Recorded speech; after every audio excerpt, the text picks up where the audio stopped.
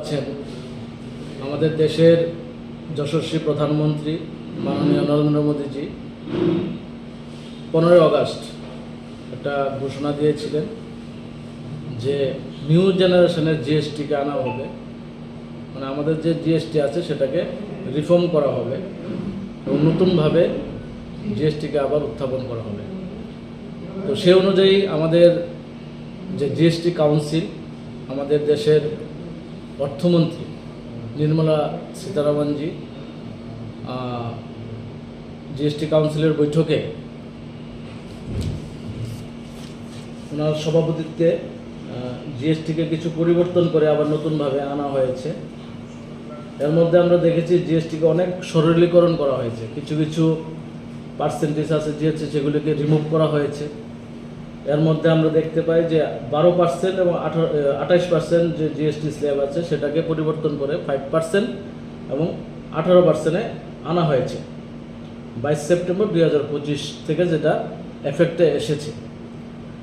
তো এর ফলে আমরা দেখতে পাই যে অনেক কিছু আমাদের যেগুলি নিত্য প্রয়োজনীয় জিনিসপত্র যেগুলি আছে এবং সাধারণ মানুষের প্রয়োজনীয় যে জিনিসপত্রগুলি আছে সেগুলির অনেক দাম হ্রাস হয়েছে। আমরা বিগত দিনে আমরা দেখতে পেয়েছি যে যখন ইউপিএ সরকার ছিল ওই সময় বা আগের সরকারগুলোর সময় আমরা দেখেছি আমাদের ভারতবর্ষে এত ট্যাক্স ছিল, যার ফলে একই বস্তুর মধ্যে বিভিন্ন রকম ট্যাক্স লাগানো হতো এবং আমাদের দেশের বিভিন্ন রাজ্যে বিভিন্ন রকম ট্যাক্স, সেন্ট্রাল একরকম ট্যাক্স, স্টেটগুলিতে ডিফারেন্স ট্যাক্স ছিল। 17টির মধ্যে ট্যাক্স ছিল, 13টির মধ্যে সেস ছিল।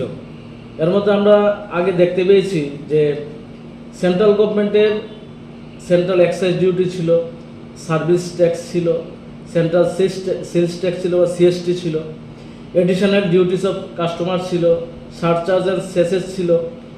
তারপরে পাশাপাশি স্টেট গভর্নমেন্টের ভ্যালু অ্যাডেড ট্যাক্স ছিল, এন্টারটেনমেন্ট ট্যাক্স ছিল, লাক্সারি ট্যাক্স ছিল, এন্ট্রি অ্যান্ড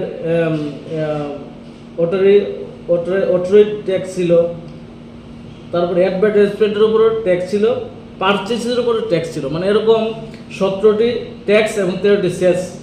মানে জিনিসের কিছুদিন পর পর জিনিসের দাম মানে হাই হয়ে যেত, দ্রব্যমূল্য প্রচণ্ড রকমভাবে ফ্লাকচুয়েট করতো, আপডাউন করতো। কিন্তু 2017 সালের 1 জুলাই আমাদের দেশের যশস্বী প্রধানমন্ত্রী জিএসটি মানে গুডস অ্যান্ড সার্ভিস ট্যাক্স নামে নতুনভাবে ট্যাক্সে রিফর্ম করে ট্যাক্সকে আনিয়েছিলেন এবং যার ফলে আমরা দেখতে পাই 2017 সাল থেকে আমাদের দেশে দ্রব্যমূল্য সেরকমভাবে ফ্লাকচুয়েট হয়নি, একটা নির্দিষ্ট একটা সীমার মধ্যে আমাদের ট্যাক্স বৃদ্ধি হয়ে আমাদের দ্রব্যমূল্য বৃদ্ধি হয়েছে।